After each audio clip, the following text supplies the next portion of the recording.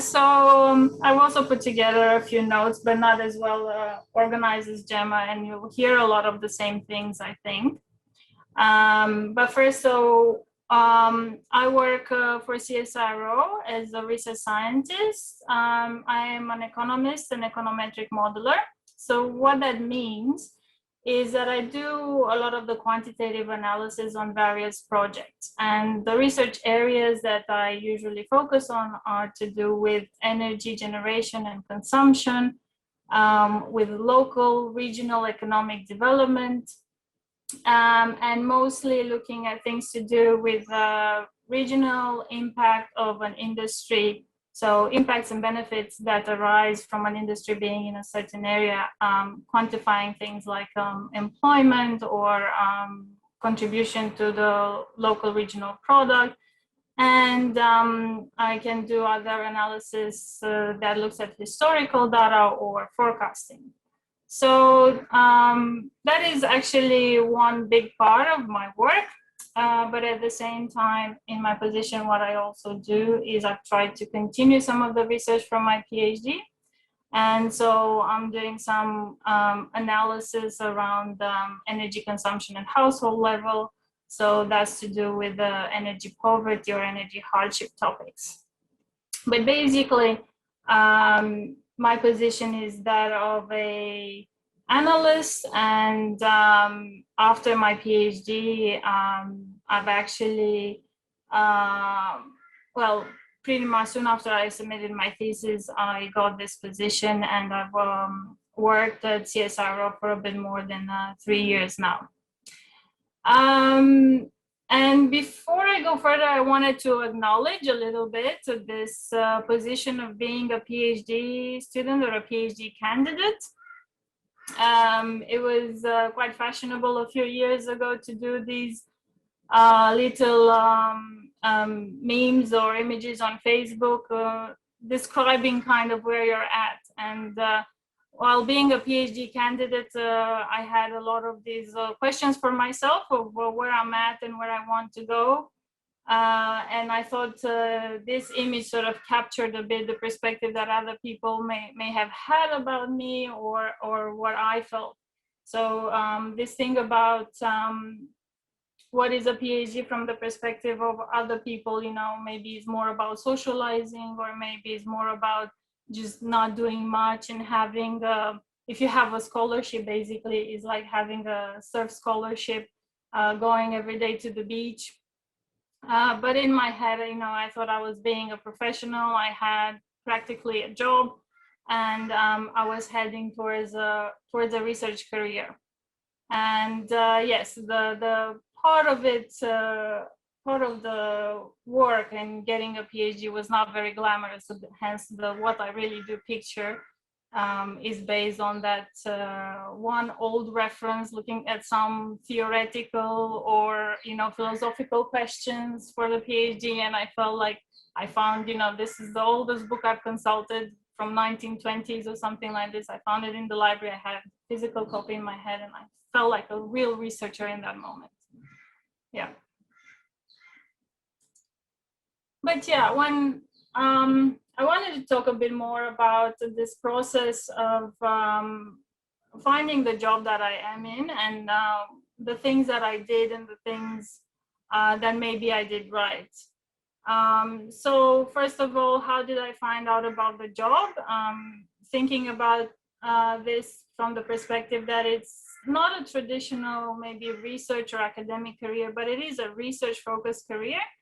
CSIRO is a massive organization that employs about 5,000 people, but it employs a lot of researchers. So a lot of the people around you are going to have PhDs. That is the basic entrance requirement in many ways.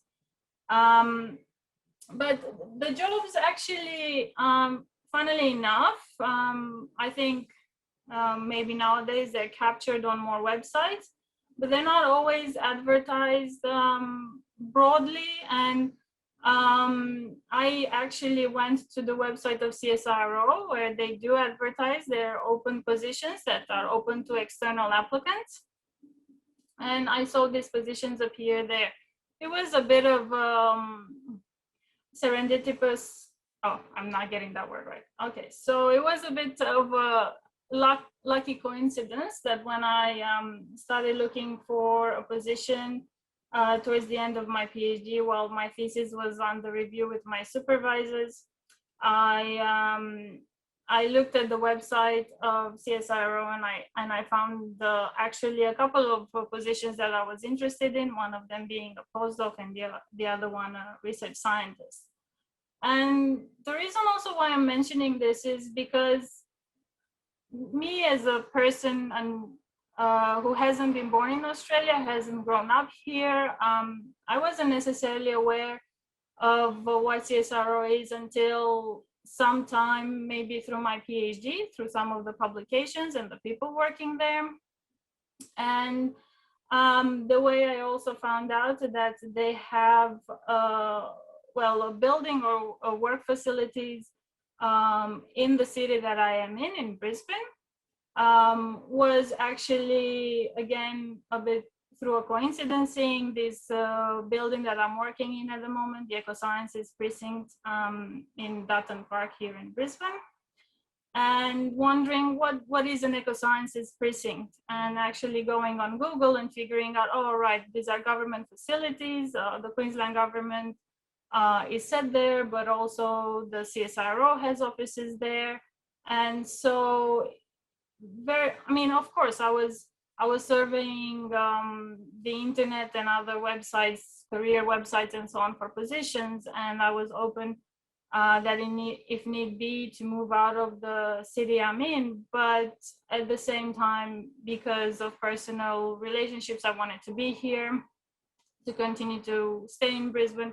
So I actually thought it was a lucky but a good thing to look around and see what research facilities are around me and what companies set up shop in Brisbane, and that has helped me. So that's why I'm saying, as well as Gemma did, you probably do need to go a bit beyond your supervisor networks. Another thing that I think helped me in finding this position and getting the job potentially, but it was that through my PhD days as well, I wanted to do work and to get to know a bit the well, local research and other industries, and I did just send questions to people in university. So I did my PhD at Griffith University, but I also worked in AECURN, and that was purely through cold calling, basically.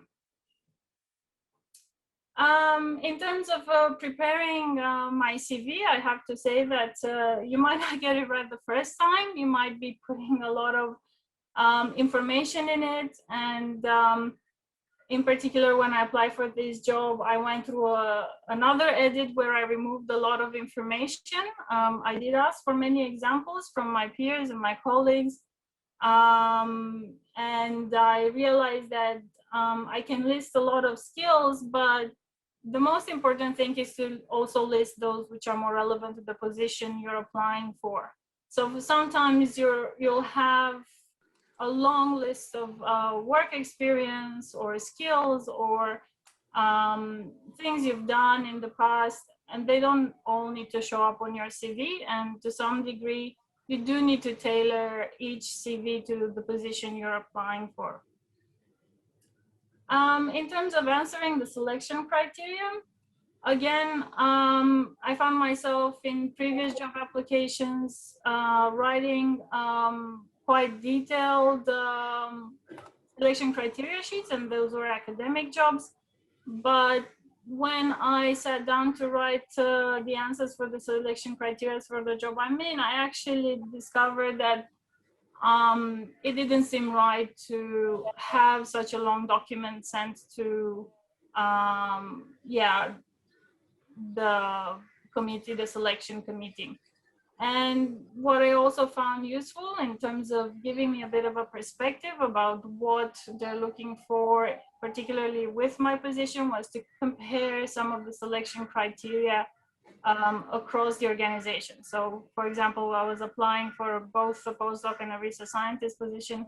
By comparing the two selection criteria or position description documents, I realized some of the differences in some of the particular important aspects that I had to emphasize in writing my application. One other thing that I I did not expect, was not mentioned anywhere.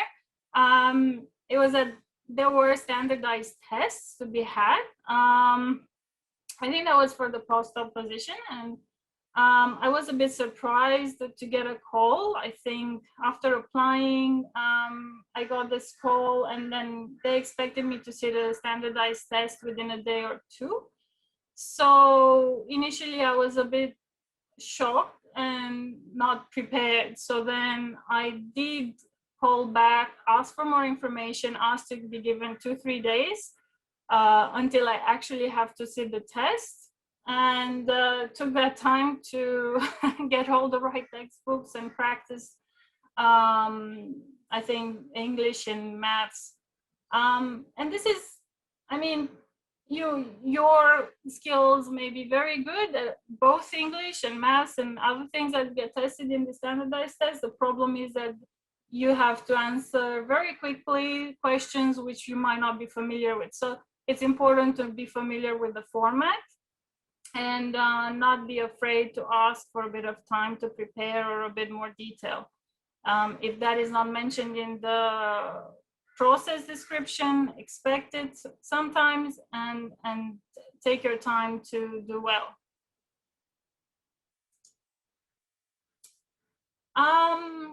And I wanted to talk a bit also about the interview process. When I was invited for this interview, but also in general. Well, the best tip I ever got from other people as well was that if you are invited for an interview, keep in mind that they think you can do the job. So pretty much they've looked at your CV, at your selection criteria, the description, everything, and they've decided, yes, you could be the right person because you have all the skills you need and the capacity to do the work. But the interview is more about them seeing you really are a decent person and you are the better person compared to the other people that they're going to see. So you do want to make a good impression, of course, but one thing that I thought was very useful for me and that maybe helped create a connection with the people in the interview panel was that I did ask questions. I wanted to know who my future co-workers were. I was pretty keen to understand what the positions entail in terms of the resources and training that will be available. And I was also interested to know who would be my manager, if the person that will be my manager is there. And sometimes, in one of the two interviews I went for, so I went for the interview for both the postdoc position and the research scientist position. And in fact, for the postdoc position, the interviewer was not going to be my future line manager. So I was actually interested to know who the people in the room were and what their role was, to better understand also what their perspective is in terms of the kind of work they expected me to do. And I guess it was also just a bit about that, getting an idea, a bit of the feeling of who the person is and how do you think you'll be able to work with them or not. So another thing that helped in the interview was to know about the organization itself. So do your background preparation. And another thing to consider is, what is it that they want from you and how do you think you might be helping them with that thing? So when they're hiring, the CSIRO was advertising for this research scientist position. And I obviously didn't know at the time why. I found out later that they had a gap in their staff. Someone had left for a year, gone abroad a bit, and they needed to replace that person on projects. So they actually were looking for someone to match the skills of that person and to be able to fill that empty spot. So you might be replacing someone who went on a sabbatical or maternity leave, or you might be asked to do other things. But it is important to understand that maybe in some positions, when you're going for a non-academic position, you'll not be asked necessarily to look for grants or for funding, but you'll have to emphasize how your skills are applicable to the kind of work they want you to do, whether you're able to solve some of those problems. And if they say you want to use a certain software, or they say that you want to, or they say to you that they want you to work in a certain area of research, then there's obviously some interest in that space for you to contribute and further develop their team, or further develop their capacity in any way. So those would be the tips I wanted to give you for the interview. And the last one there was this particular thing that I was lucky enough in an university environment, so during my PhD, to be able to attend other people's interviews. So obviously that's not always possible, but when you're going for an academic position, usually you're asked to give a presentation, a mini lecture. So being in that lecture and seeing how the panel reacts to other people's way of talking, to their slides, to their answers to questions, and what are the questions that people are being asked, may not be specifically relevant, but do inform your outlook on how to do an interview. Now, I thought it would be a bit, it would be good to mention that difference between what I thought I did right and what my employer thought I did right when I went for the interview. I thought, the fact that I had a good PhD, that I had published, and I had looked to publish in good journals was actually the thing that got me my job, or my previous experience. I had gone for various internships and other work experiences. But in fact, when I asked my employer later on, just having a coffee, he said that he liked the fact that I collaborated on one of the papers with a lot of people. It was a paper that got published in a really good journal. But what he liked was that I knew all of those people. And so, well, it's important to publish, and obviously I cannot emphasize that enough, and everyone will tell you that for a research career you do need to publish. It will be good to show that you are already building those research networks, and ideally you do have to collaborate. They also liked, another thing that they liked was that although maybe my answers didn't necessarily match what they expected, was that I took time to consider my answer and to give a reasonable answer to questions that were maybe specific about methods and things like that. So they also like the fact that I had the right skills, but also was willing to apply them into various directions. And yeah, in fact, they were not necessarily amazed at the fact that I had gone through the PhD process, or that I was gonna get a PhD soon. It was just a baseline requirement. You have to have a PhD, you have to have a thesis submitted, but the rest is to do with how you are able to work on the topics and the kind of research that they need you to do. And yes, I will want to acknowledge that there was quite a bit of luck involved, that I was the right person at the right time in the right location. The fact that I didn't have to move out of Brisbane to pursue my career, that was a really great thing. I don't necessarily expect it to happen all the time, but it was a thing that it was out of my control. So I hope also in your future search, you do understand that a lot of rejections are based on luck, on just being at the right time, or yeah, obtaining a job could be such a thing as being the right person at the right time. And then Just conscious of time, Lavinia. Sorry yes. to interrupt, but just running over a little bit. Yeah, I'm noticing that. So I'll just finish in a couple of sentences. I've been working on a contract. My contract gets renewed every couple of years, but I think there are some skills you do need to consider in terms of keeping the job as well. I'll mention what Gemma said about not necessarily being a yes person. Don't let yourself get exploited. You need to know what projects to refuse or how to give feedback. People do need constructive criticism, and that is why they want you on that project or that particular piece of work. Do maintain your LinkedIn profile when you're thinking about a non-academic career, because people do want to look at your LinkedIn profile and connect that way.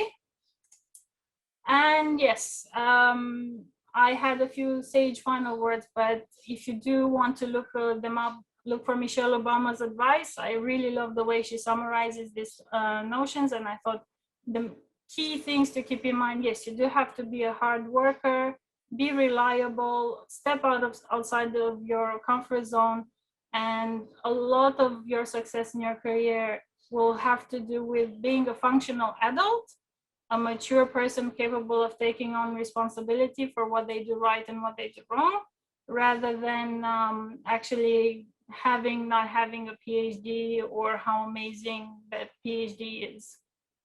And I'll finish here.